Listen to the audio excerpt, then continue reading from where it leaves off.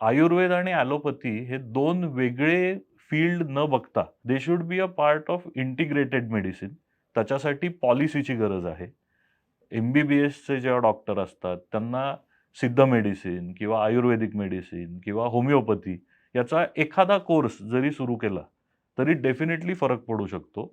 कारण आयुर्वेद हा long term इलाजासाठी असतो.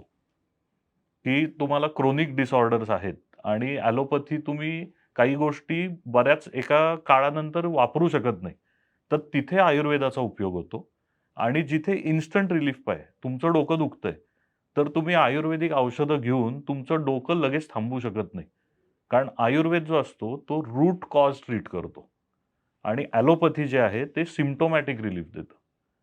सो ॲलोपॅथी हे सिम्प्टोमॅटिक ट्रीटमेंटसाठी किंवा इमिजिएंट अर्जंट केअर जिथे आहे, तिथे वापरून जर आयुर्वेद ॲज अ बॅकग्राऊंड ठेवला, तर त्याचा डेफिनेटली आपल्या पूर्ण सोसायटीला खूप फायदा होईल.